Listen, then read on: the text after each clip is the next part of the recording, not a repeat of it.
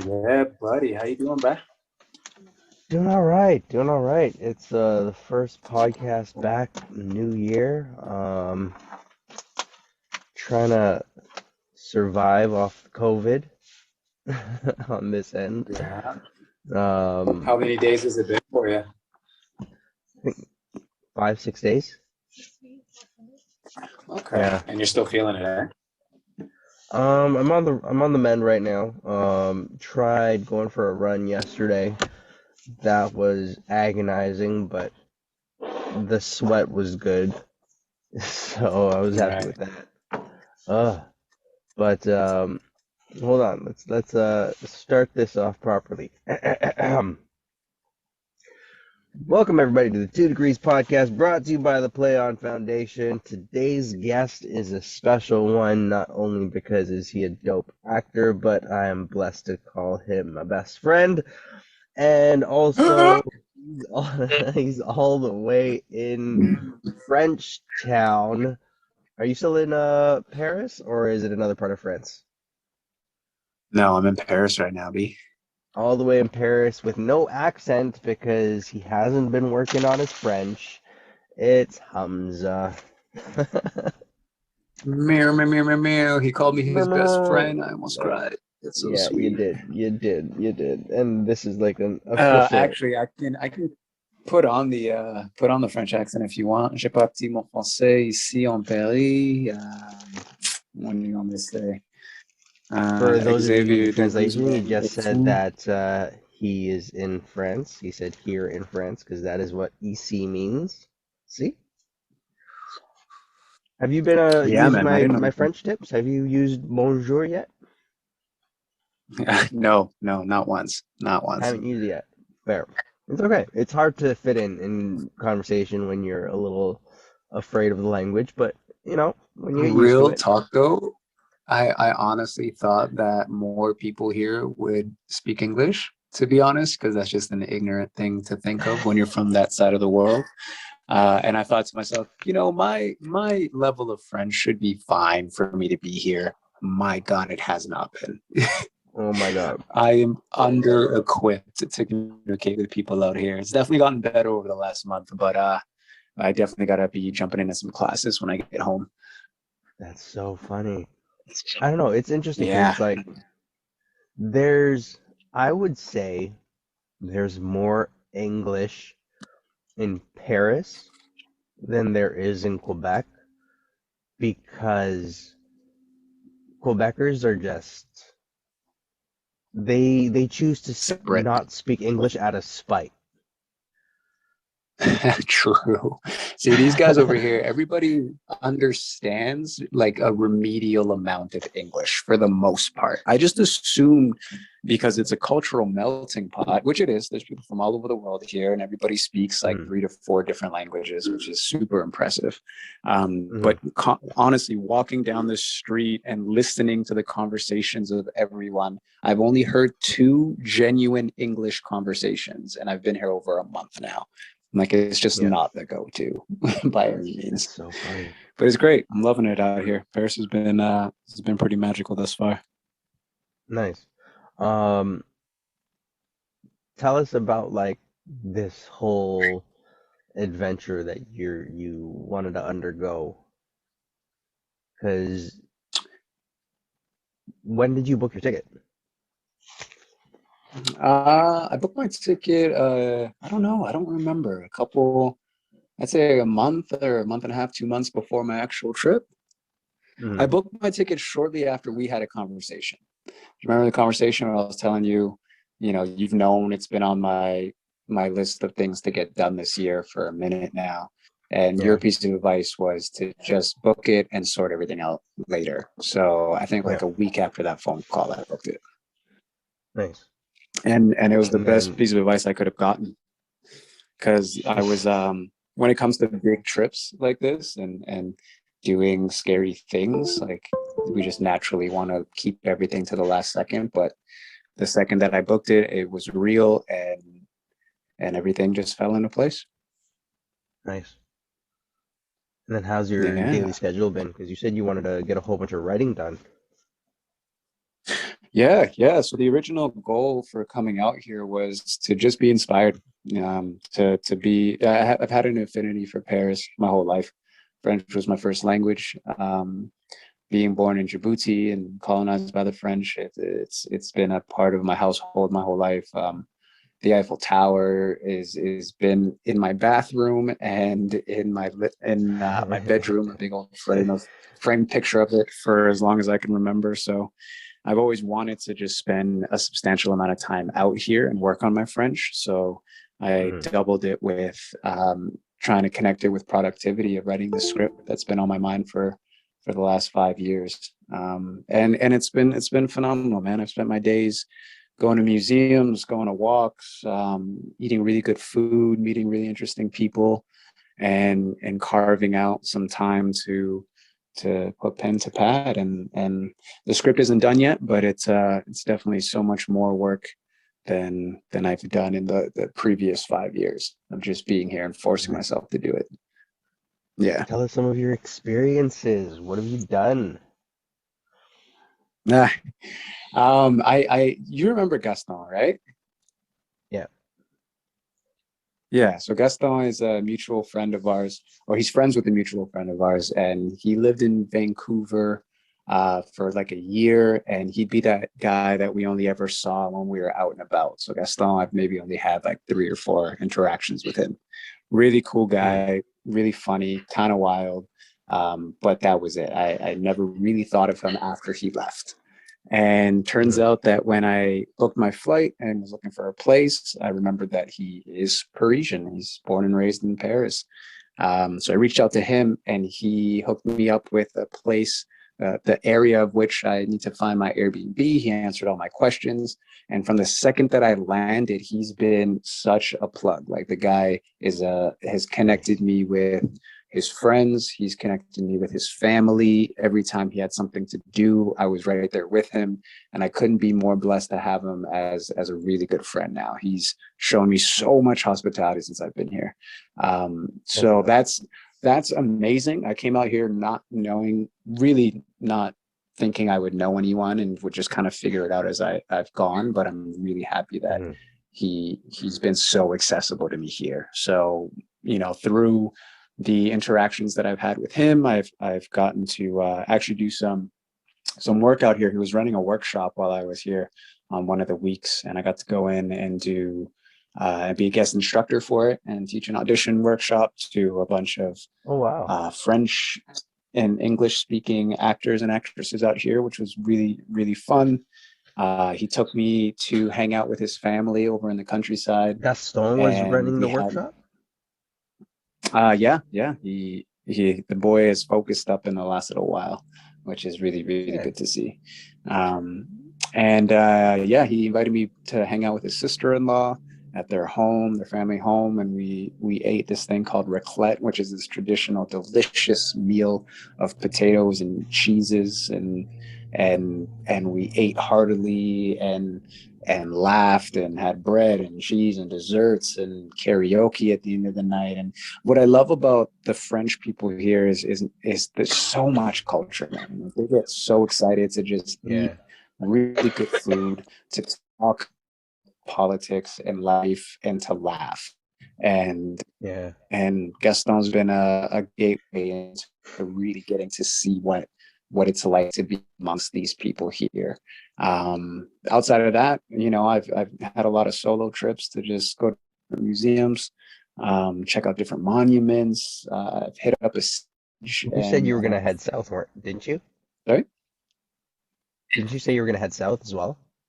I didn't actually end up doing that. The I have some family uh, down south, but just with the way of the world right now and traveling, Europe just hit the other day 200 record. So it's an interesting time to be here. People are dropping like flies left, Hmm. right, and center, and it's almost as if no one seems to be absorbing the severity of it all. So Hmm. I've just kind of decided to stay put within the Paris versus leaving. But there's so much to do out here. I haven't regretted not leaving Paris. So there's that. Yeah. I hit What up a did your New stage Year look too, which like? was sick. Oh, New Year's was, oh, I was COVID up on a New Year's Eve. Like Hmm.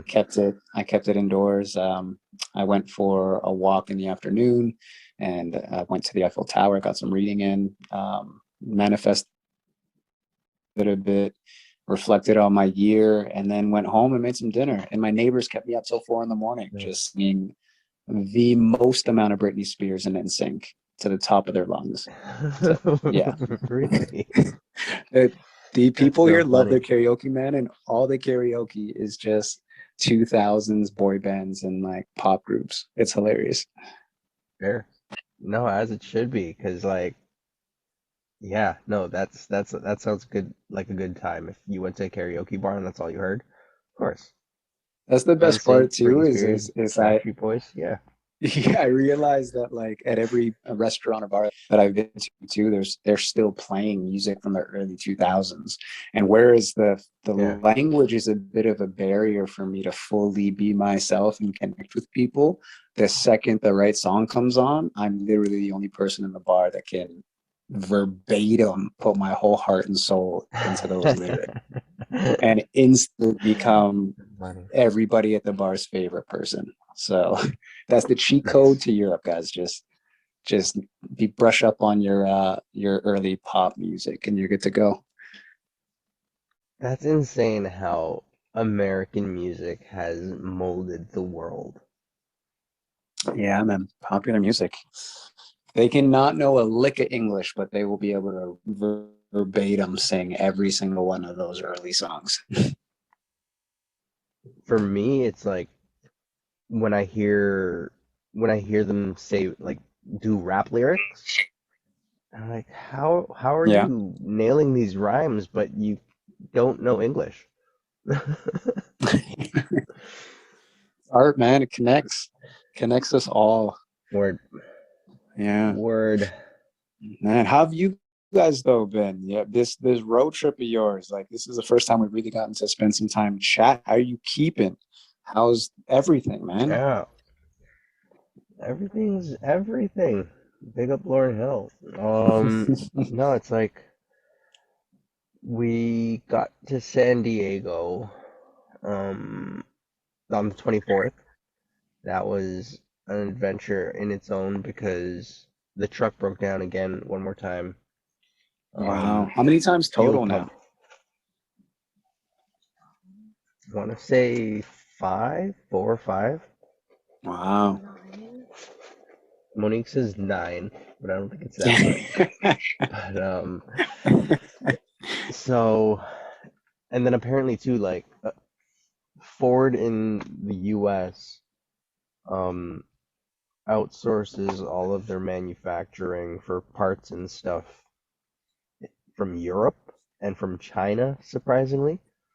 So Mm, it took them like it takes them a while to get parts in.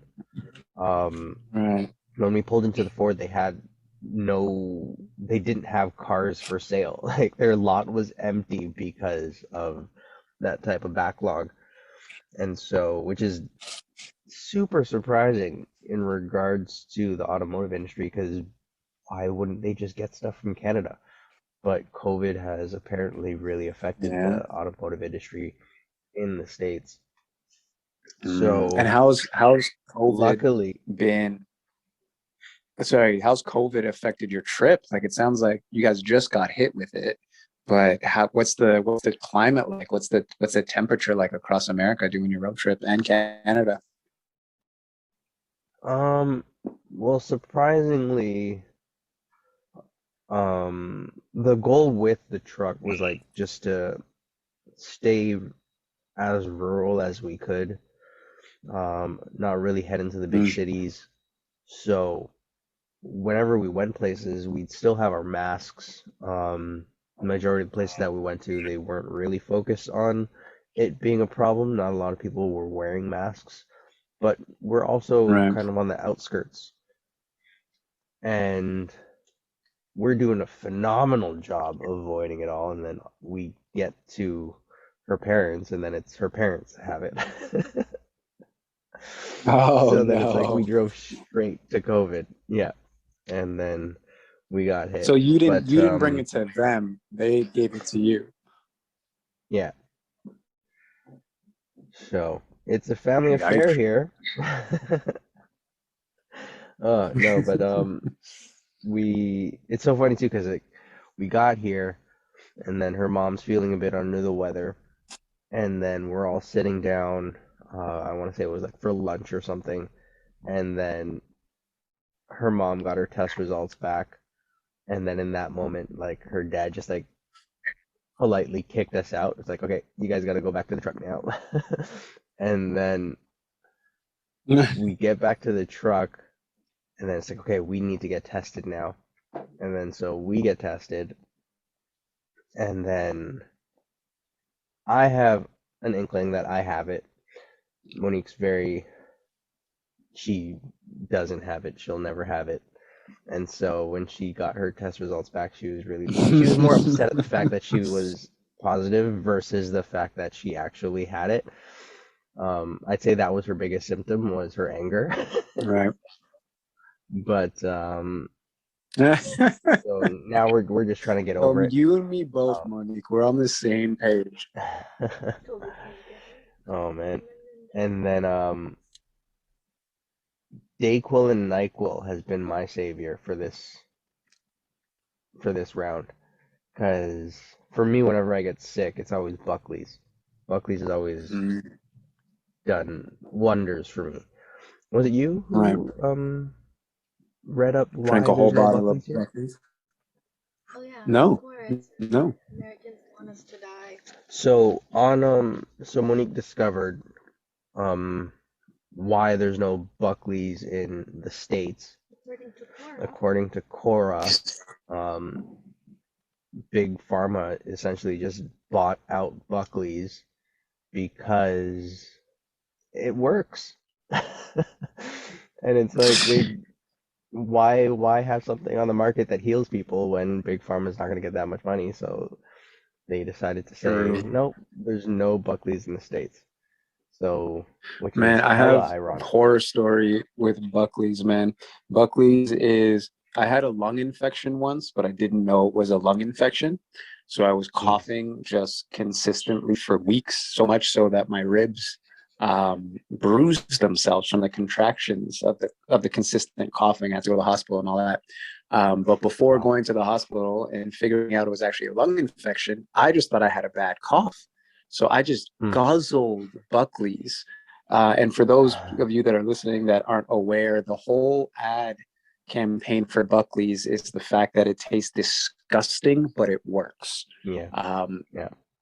So I would choke this bottle and a half down over the span of those 2 weeks, hate every second of it, and the cough just never went away. Figured out that it was a lung infection, gave me, and now I can't even look at the bottle without feeling sick to my soul. But then would you still take it though if you had a bad cough? Or would you opt against No, it? I haven't had a cough since, strangely enough. And I guess it probably works so good that it's made me immune to coughs. All that Buckley's. That's why you're asymptomatic right now because that Buckley's is working overtime. That's exactly what it is. Monique, I feel you though. Like I was so pissed off when I found out that I got it. I'm like, these last 2 years I've just been killing the game. And then it got Oh me, and I'm man. like, ah, well, here So we what are. happened with your flight in that instance? Because I'm assuming you went to go get a test so you could board your flight. Yeah, that's exactly it. Like it hit me. Mm-hmm. The timing couldn't have been more annoying. You have to get a test Mm. 3 days before your flight. So I went to get my test. Yeah. And yeah, they hit me with the results. And because of that, if you're doing any international flights and you were diagnosed with COVID, you have to wait 14 days before you can leave Wow. and hop your next flight. Mm. So I had to switch everything around. And on my 15th day, I can fly back and get into Canada, which is just it's annoying, but at the end of the day, perspective is everything, man. Like I'm blessed in the Yeah. fact that I'm healthy, that I wasn't hit hard at all, that I get another couple weeks in a city that I love. And it's just Yeah. gonna force me to, just find the best before I get my ass back home. Yeah. Fair. No, yeah, I definitely feel like it's one of the things that we always say when we're auditioning and stuff like that, where it's like, and we come up with an acting problem where it's a good problem to have, where this is one of those situations where it's like, we're fortunate enough to be in a situation to have this issue. So take it for what it Yeah, is, man. I was talking to a friend about it just yesterday, actually. I've never felt so adult before, to to be to be somewhere else in the world and have something serious go down and just be able to sort Yeah, everything out and not stress about yeah. finances, not stress about timelines, not stress about anything, but just be in a position in life Hmm. to say, okay, how do we get to the other side? Let's get it done. Yeah, It's yeah, yeah. yeah, it's a good feeling, man. It's a good feeling. Definitely different from, 2 years ago, we'll even say. Because in this profession, there's no time for anyone, and it takes a minute before you can Yeah. find some of that ease and comfort. Hmm. How are you feeling about this year going into the new year? You ready? Are you pumped? Are you Uh, scared? I'm terrified for this year. I don't know what to expect from this year. are you terrified of the world or yourself, the career? What do you mean you're terrified? What are you scared of? More so for the work. Like I don't know what to Yeah. expect in regards to work.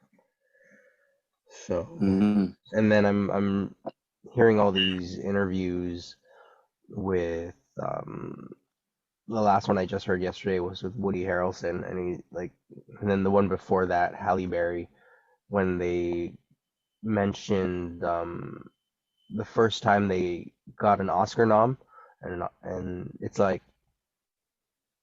they expected something to happen, and then at that time nothing did.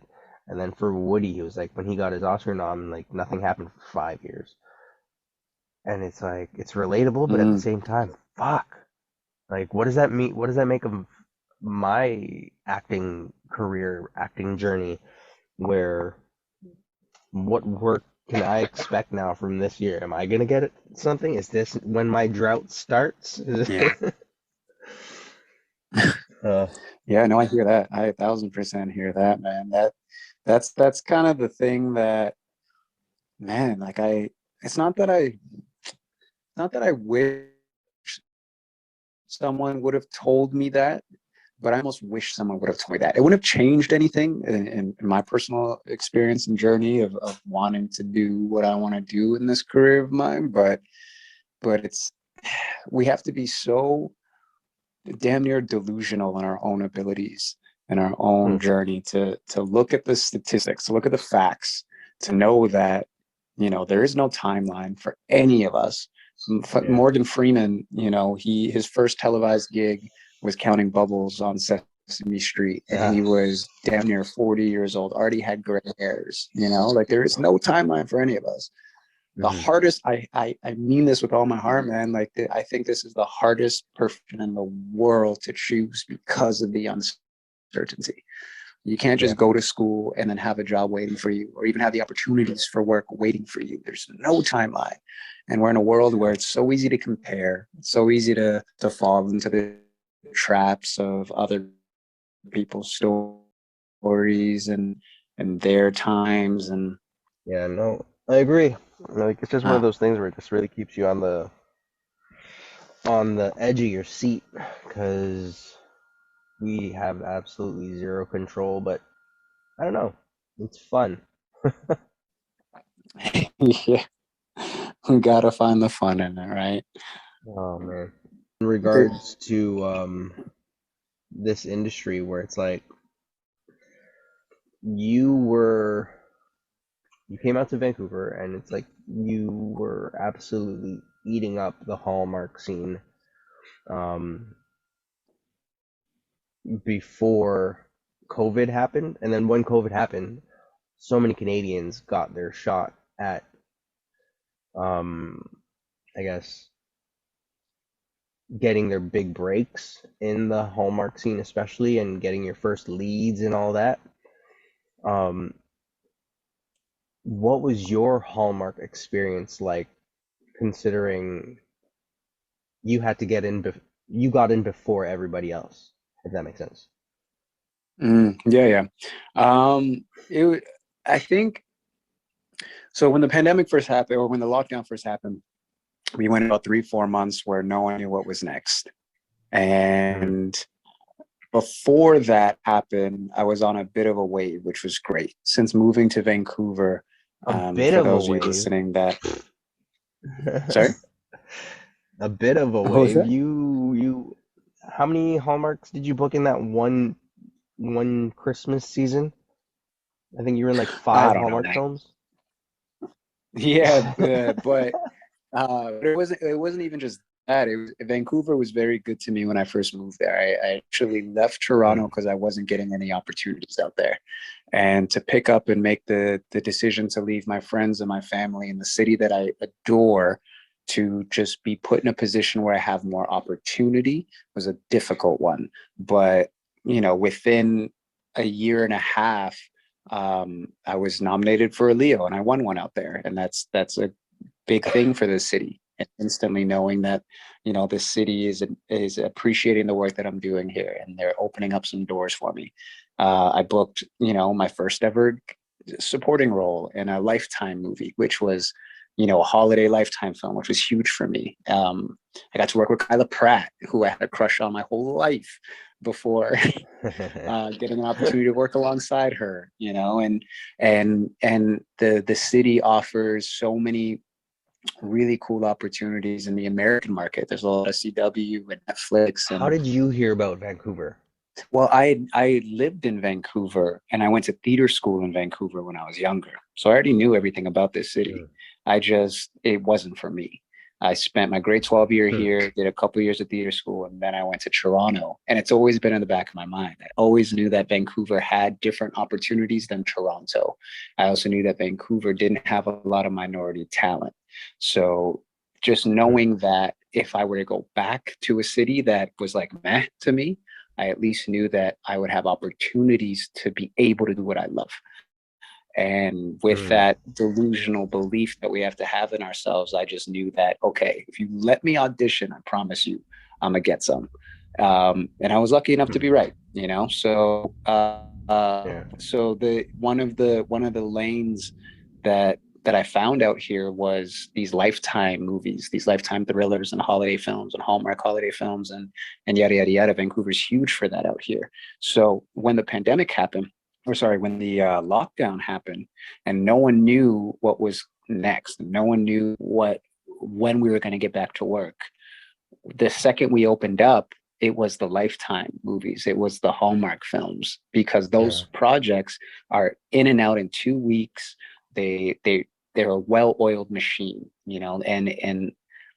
and that was the first time I realized that expression, it's not what you know, it's who you know, is real.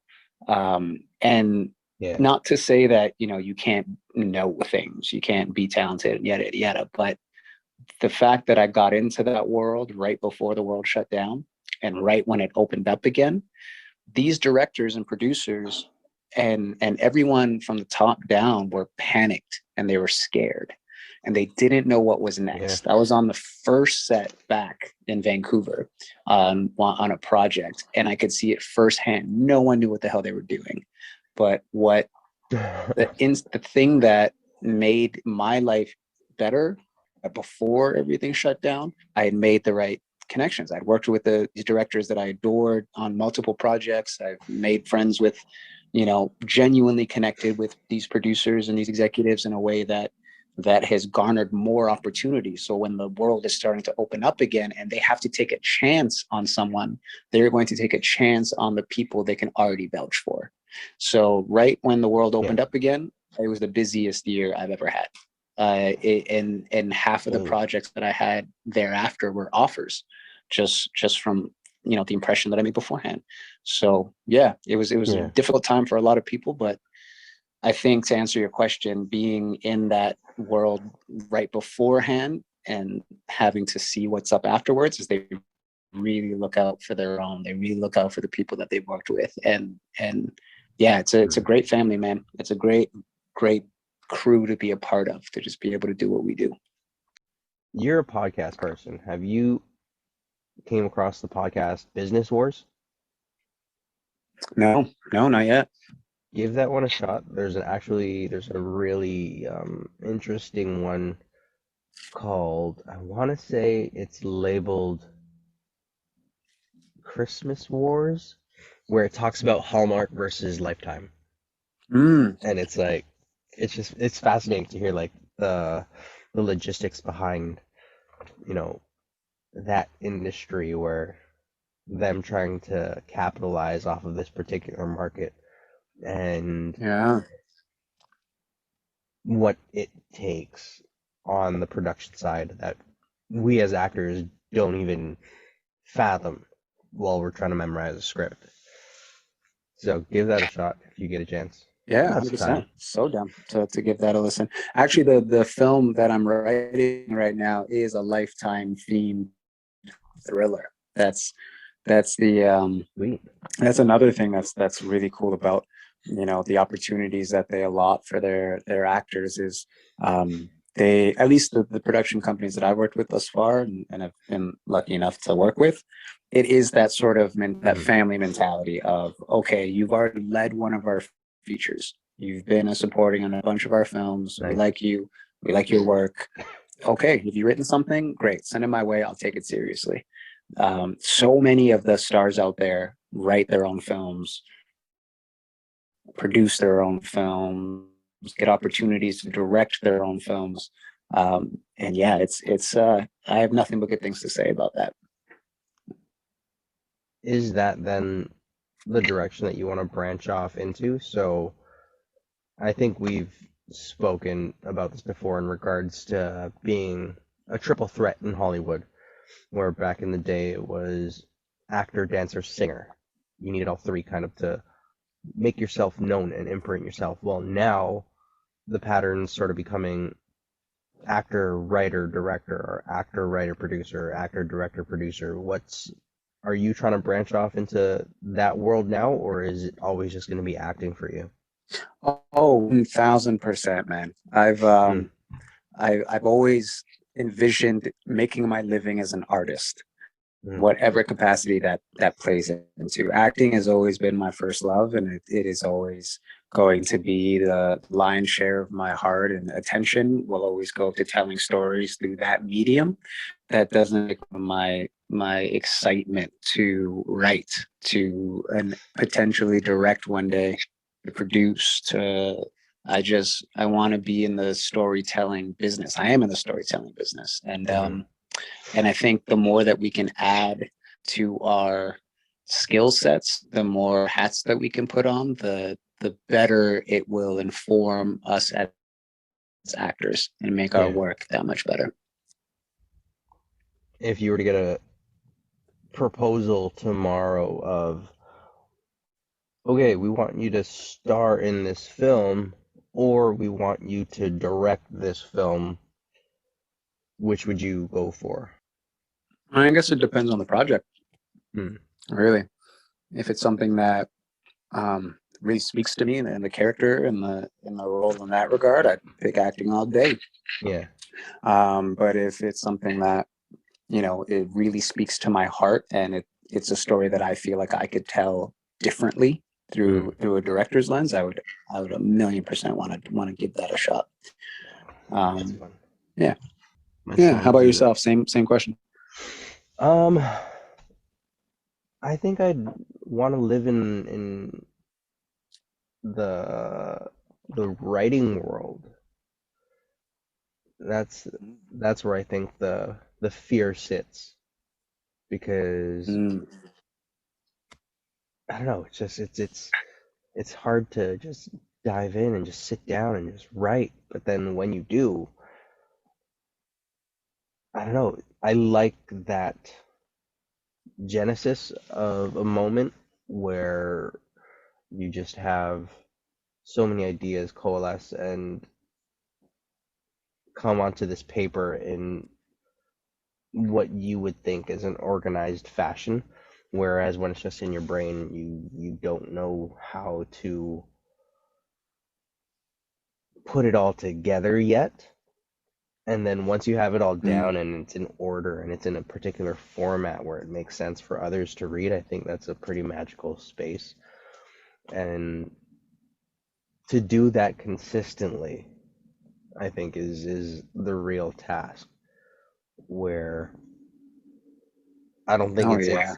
yeah, it's hard because the hardest part about any project is writing a project is writing the next one.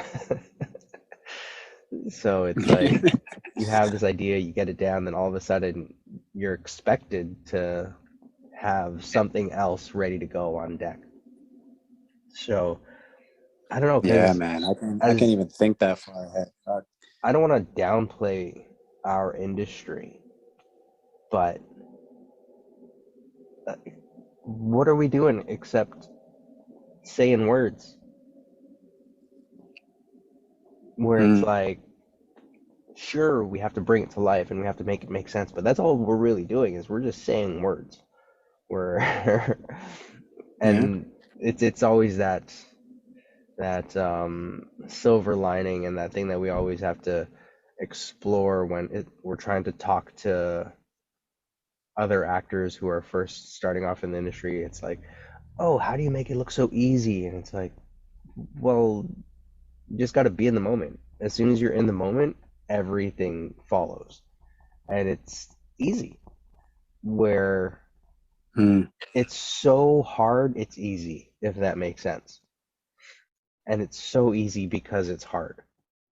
Where we get a script and we read it over 100 times, and then all we have to do is just recite it back in just by being present in the moment. And it's like, I think it's probably like it's I don't want this to get misconstrued in any way for anybody that's listening, but it's like out of all the roles on a set, I genuinely think acting is the easiest one.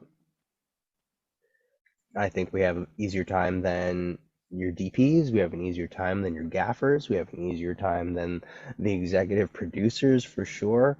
Where and then it also goes to, I guess, the scale of how much we get paid, where people think we get paid an exorbitant amount, but when you really think about it, majority of the funding that goes to a movie is all in the post production of it.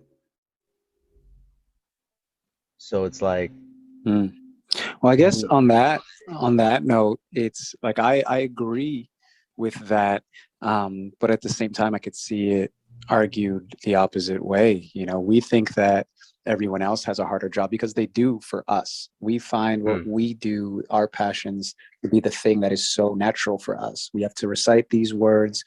We have to create, tell the truth in imaginary circumstances.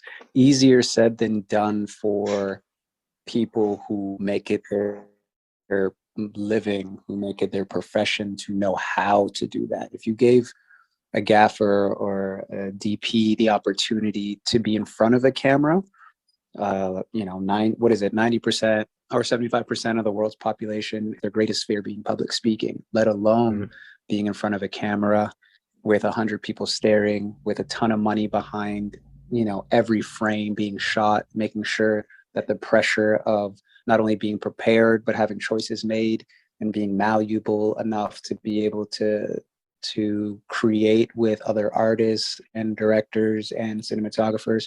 It's yeah, it's definitely perspective. mm. Yeah, no, I totally agree with that. Like it's one of those um nuances of life where it's easy but it's hard. It's fast but it's slow. It's every oxymoron that you can think of, and that's acting, where there's just so many facets to it where it's literally the flip side of every coin. and we Yeah. kind of just have to enjoy it as much as we can, and I do, and I love it. But then it's like that's why I also choose another aspect of it, where it's like I'd rather be behind the camera in the long run.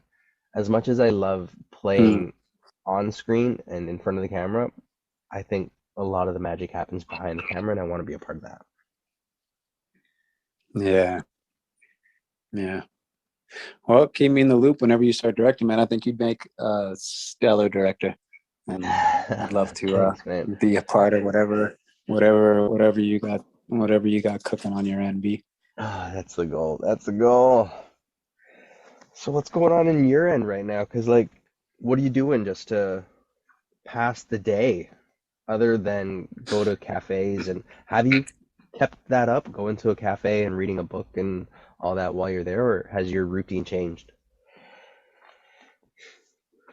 It's it's interesting, man. This trip thus far has been everything that I wanted it to be and so much more.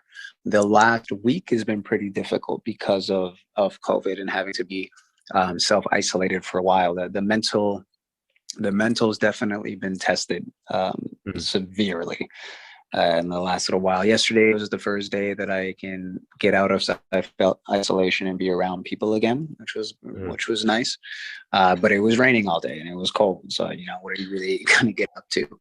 Um, and and yeah, it's is find productive ways of being with myself. Mm. I've never had any real issues being by myself. I live by myself. I'm a introverted extrovert or whatever that expression is. But it's really different being in a foreign country and Yeah. through having COVID. So that the last week has been a difficult one, definitely has been. But I have a very positive outlook on what the next week's going to look like. So the everyday is going to be a little different, but I haven't gone to the Louvre yet, so I'm excited for that day. I'm really enjoying getting to know this city and just hopping the metro and going to different parts of Paris and just wandering and checking out different places to eat. And I am what I said when before I came out here is I want to take my life and I want to just transplant it to another place in the world. So in Mm. Vancouver, I would wake up, I would, make a good breakfast, I would walk over to my local cafe, I would read, I would, do these little things, go for walks, I would enjoy the scenery, I would, be left alone with my thoughts. And that has been the consistent of this entire trip that has been really lovely. So my next week is going to be just more of that, more of Nice. the really trying to tap in with myself and realign with myself, because I know the second that I get home, it is on. I feel Nice. like a caged lion that is starting to feel really antsy to get back to the grind and back to the routine of everyday life. Um, Nice. yeah, What are some highlights of Paris? definitely the dinner that I had with Gaston's family, and we had raclette, which is just such a delicious Mm. food, and conversations. Going to the Picasso Museum was really beautiful as well. It's the largest. Were you there when you came here? Did you check it out? Picasso Museum. I can't say I did.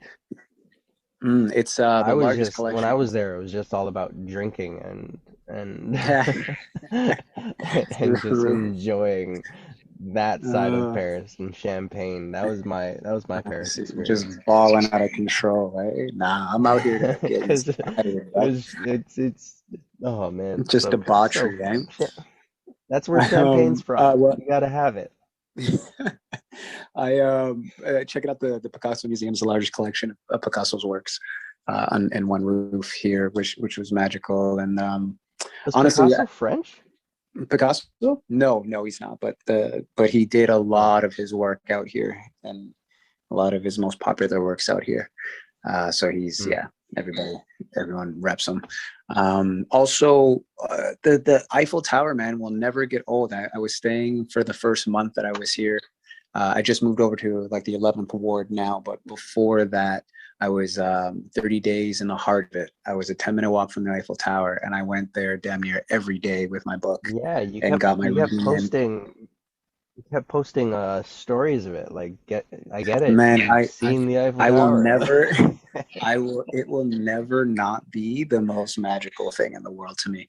And what's really interesting too is that there's nothing around it. There are no other tall buildings around it for proper Yeah. scale to really identify how massive this structure is. But the thing Yeah. was it was just so beautiful, man, and hanging out in and around all of the beautiful everything. The whole city is a museum. Like I literally walked for hours, days on end, with no plans but to just absorb the beauty of this city. Every monument, every piece of every statue, the city's built of stone and metal and just man. Out here, that's been on my bucket list for a really long time to perform on stage in Paris. That was really fun. Tell us about being on stage in Paris. Magic B. Like I said earlier, it was my it's been on my list to hit up the stage in Paris, and I got to perform. There was English, Spanish, French speakers, musicians, writers. There formed one piece. I met a guy there that really was eager to get up on stage, and he didn't sign up on time, so I let him know he can go up with me, and he played acoustic guitar as I recited a piece, and he vibed really well together, and everybody was really appreciative of the connection, man. It was great, man. I saw some really cool art and got to be a part of it for a night. At the Chat Cafe, it's an underground stage area. It couldn't fit more than 25 people, really intimate. And a memory that's gonna stick forever, man.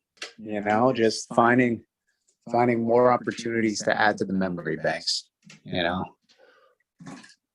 Is there a difference between North American open mics than what's happening in Paris? Outside of the language, I'd say no. It's just cooler here. Everything feels cooler when you're in Europe. You know, but I'd say it's the same vibe. Everyone's just open and excited to share, which is great, which is really cool. And I was What definitely. about in regards to the content of it all? Like, do you find there's a different, I guess, focus in medium?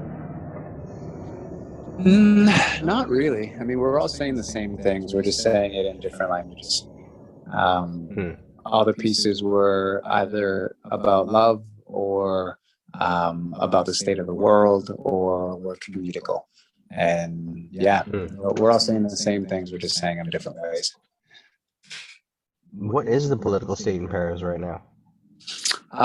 Just there's a lot going on in Paris. There's a ton going on in Paris right now. There's what I really appreciate about people on the other side of the world is everybody just seems really informed and opinionated, and in a place where it's okay to have an opinion and to get into intellectual debates with one another and still be able to share a glass of wine, still be able to share a meal, to still be able to laugh and continue on when that part of the conversation is over. I feel like it's so different than what we're experiencing back home right now, and people being on the opposite end of whatever conversation they're having and being ready to battle and friendships over it. There's a lot going on in Paris right now. There's obviously the COVID conversation, whatever side you are on any of the 40 different angles you could take it. It's a really, there's a lot of cultural issues here with Africans, with people from different parts of the world, Saudi Arabia. There's a ton of Islamophobia that's happening over here at the moment. It's really difficult to be a minority in Paris right now with the government doing some of the things that they're doing. I won't get too much into any of that. Yeah. Paris is just a hotbed of issues in the world, and it's a nation of people that know what's up and and aren't just sitting around talking about it, which again is so fucking nice to see. Yeah. So nice to see. We're Vancouver, Yeah. no disrespect to it, no disrespect to Canada, no disrespect to any of that, but we're soft as all hell out there, and it's really nice to No, see. that's for. I'll sprinkle the disrespect. North America needs to step up when it comes to any kind of reformation or change initiative because it's so powder puff compared to all over the world. It's Where some of the best I don't know, nights, man, that I've had here are just conversations over meals with people from literally every different part of the world. I've been sitting at at these dinners where Hamza isn't the most unique name even, and that's what I thrive in. That's what I want. That's what I'm yearning for. When you're Hamza in a is position, like when you're in a place like the Hank of the Middle East, right? is the yeah pretty much and just meeting people from Albania and Russia and Morocco and Parisians and Africans and all being able to sit down and just talk about what's going on. Like that is something that is inspiring to be around and beautiful to be around, and to understand the fact that every single person at that table knows what's up. Like people here are so Yeah. smart, they're so with it, and they're young and they're passionate, and it's making me not want to. It's really making me reevaluate where I can potentially see myself in long term. Vancouver's amazing. All the opportunities, keep them coming. I love it, but I don't know if that's going to be the spot that I end up. Yeah, no, I agree. Do you think then that spot is leaning towards France then, or is there another part of the world that it's pushing you? I don't know, man. France has been calling my name for a long time, and I'm here, and I love it. But there's a lot of the world to be seen. I want to make a priority to do trips like this more often, and being in the world, being locked down for so long these last few years, and not being able to do these things has really messed with me, man. And I don't want that to be for me anymore. So every year it's going to be another life-changing trip of some sort, and through that journey I'm sure I'll find where I'm supposed to be.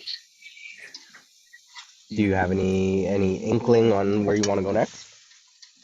Yeah, I do. I want to go to Greece next. Greece has been another thing that's been in the back of my mind for a long time. Obsessed with Greek mythology since I was a kid. So to just go there and learn and be part of some more history would be magical, man. Oh, that's fun. Nice. Man, when do you think that'll be? I want to do Greece in the summer. Let's do it. Sign me up. We'll see if we can ship your truck over there and have a road trip. Do a proper. Oh man, I'm too. I don't, actually, I think I'd be more inclined to take this to Europe first before driving it into Mexico. Really, eh? I don't know what it is.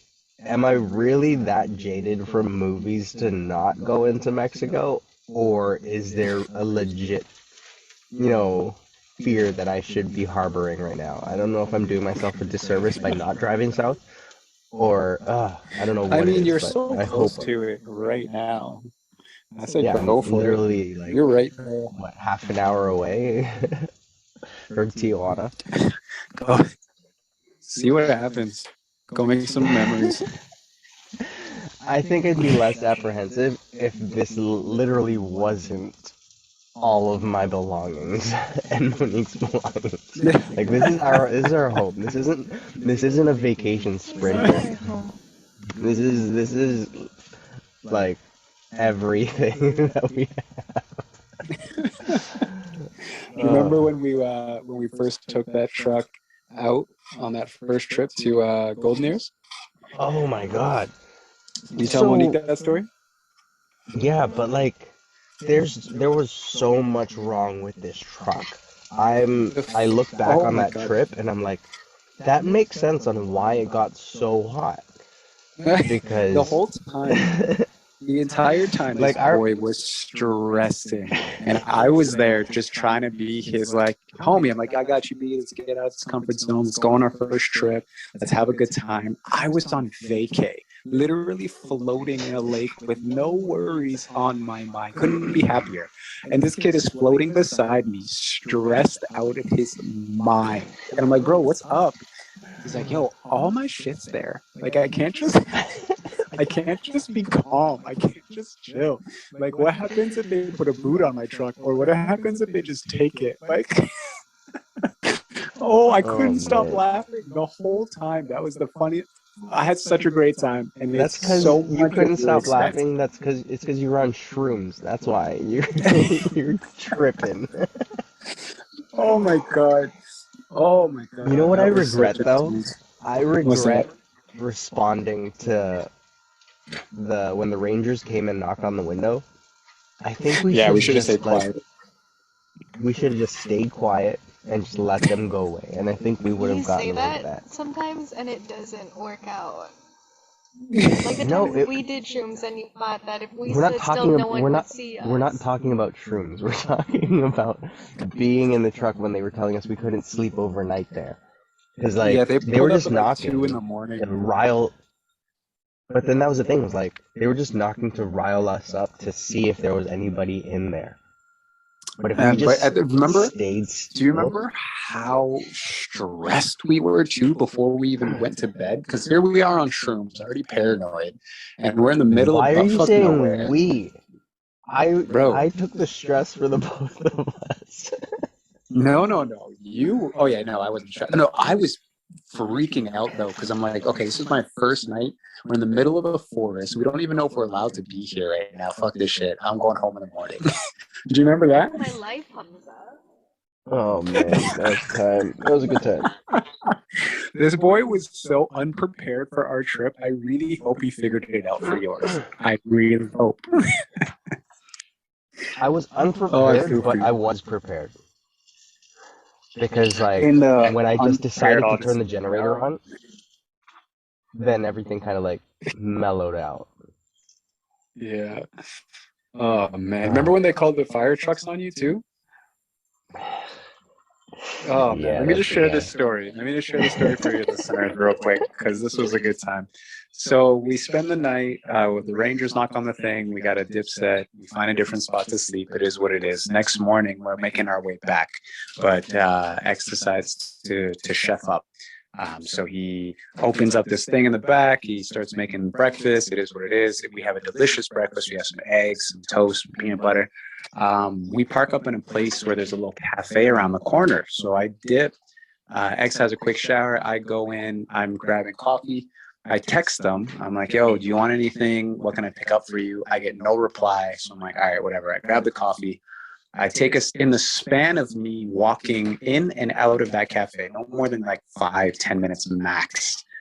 I come out of the cafe, I look to my left, and I don't see the truck anymore. The truck's just gone. I can't see the truck anymore because it's being blocked by a fire truck. There's just the fire truck there. I'm like, what's going down? And I remember, do you remember that lame, that fucking dude that Yeah, it just was jogs you by? doubled back. So for context, this is the middle of a fire ban. There's supposed to be no fires in all of BC because we have wildfires going on everywhere. Very serious matter. This guy over here decides to open flame cook breakfast. I'm like, yo, are you sure we can do this?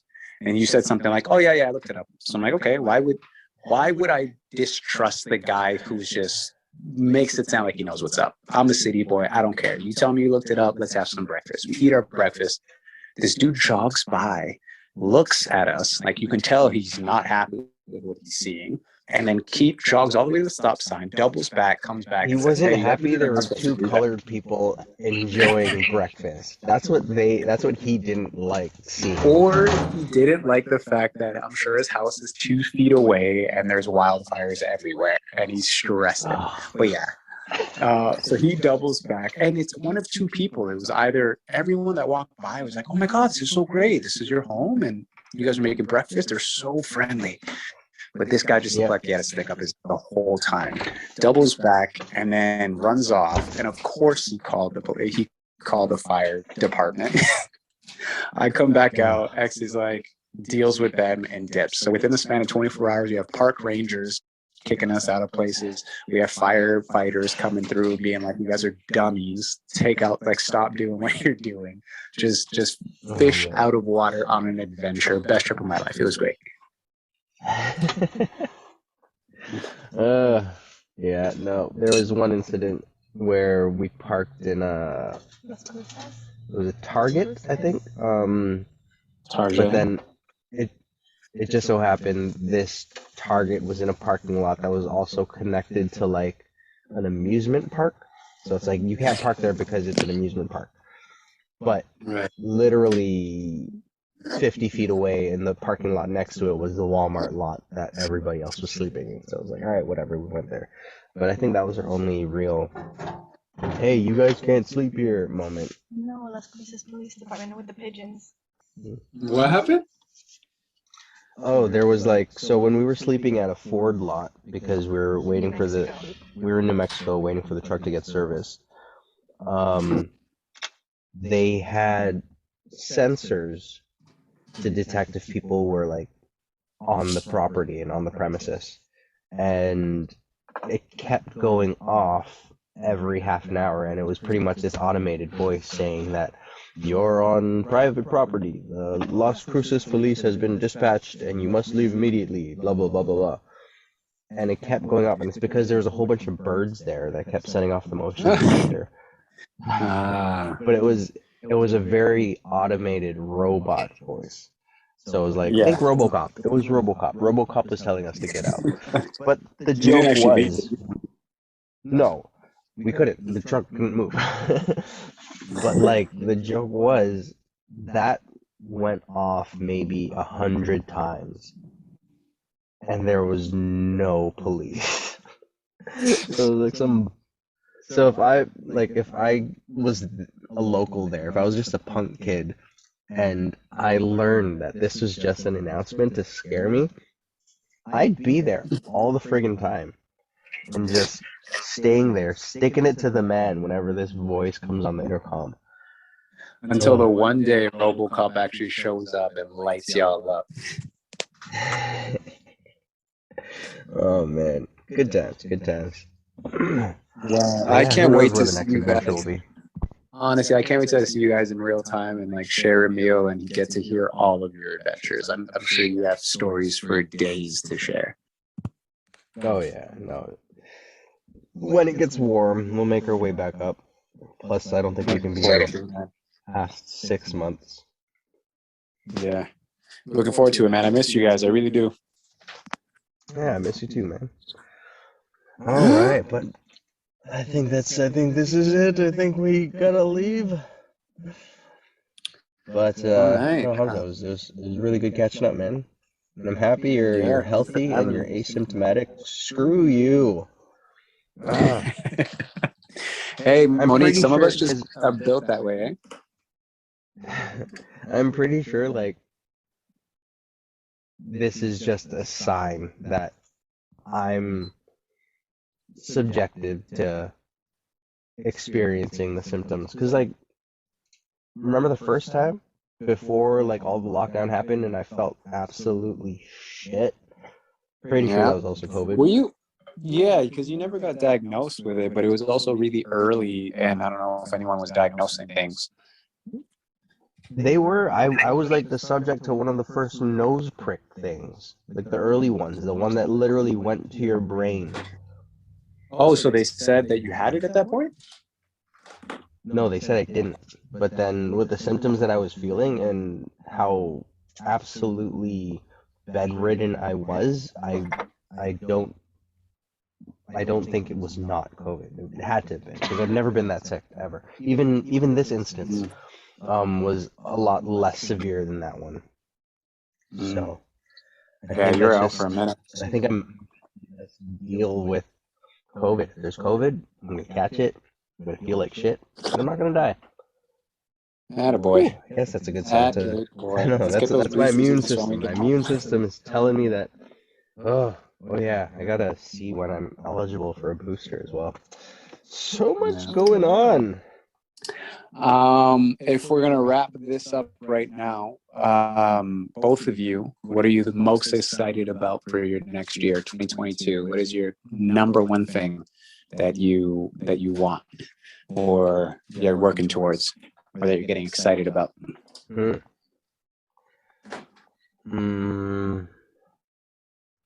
You have one? I think. Of Hmm. course, I have more than one. I don't know. I think I'm just excited to better myself.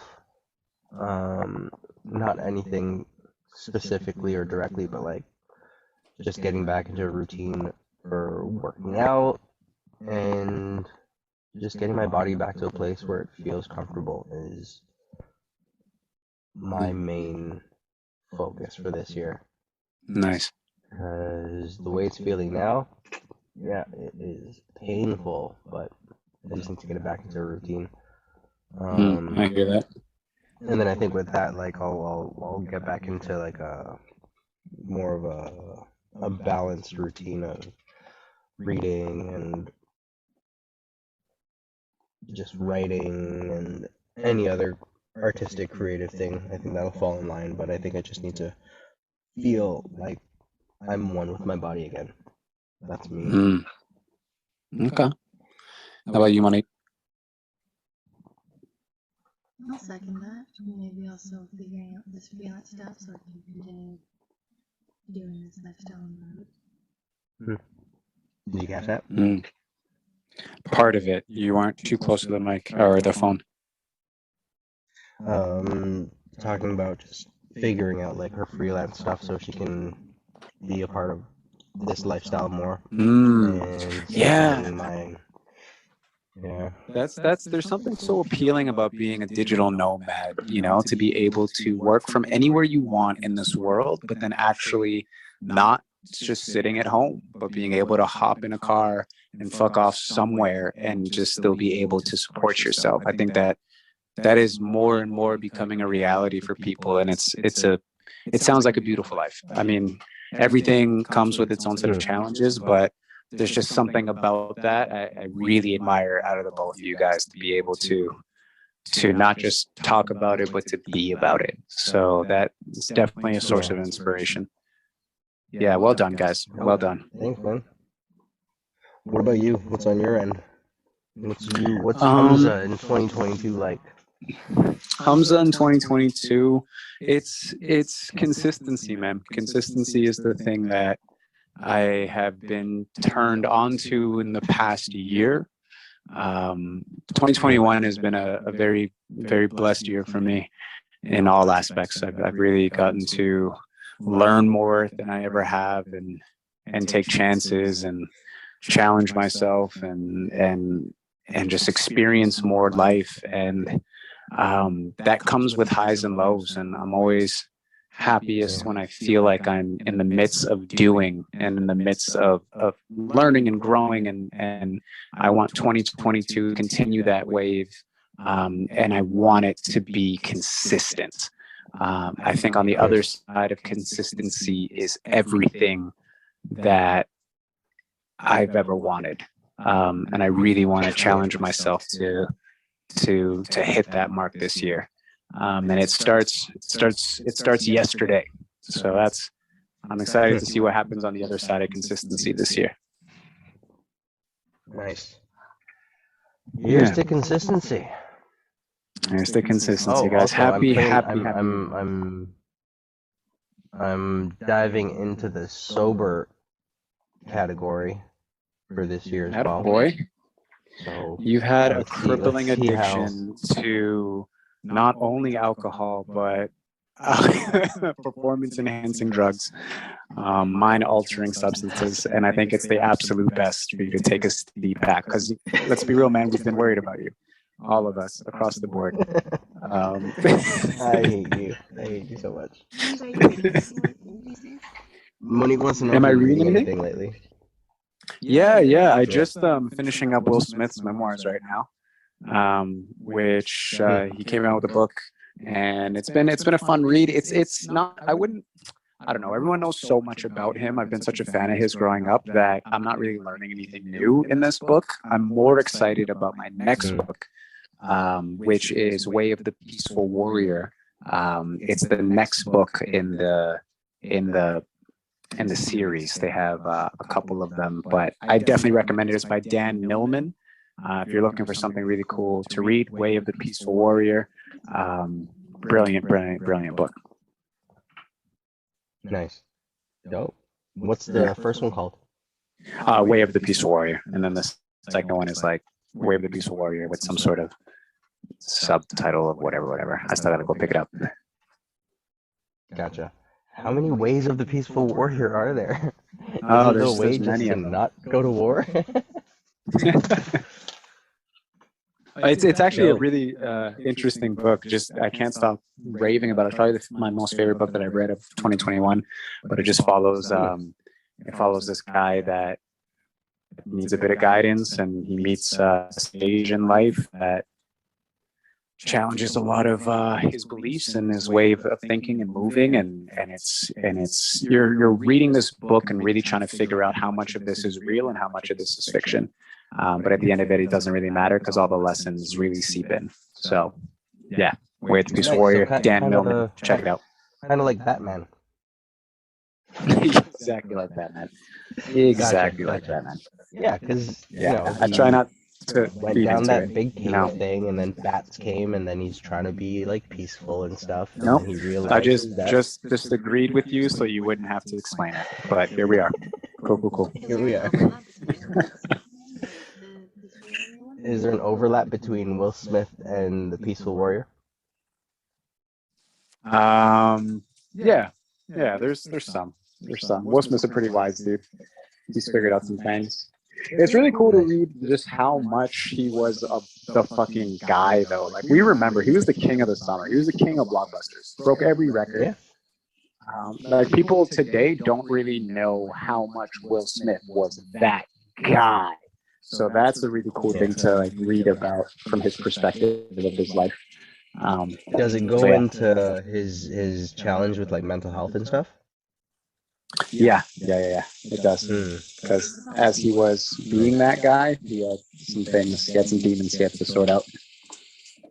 Monique's asking about weight. He talks about weight. If he talks about his weight.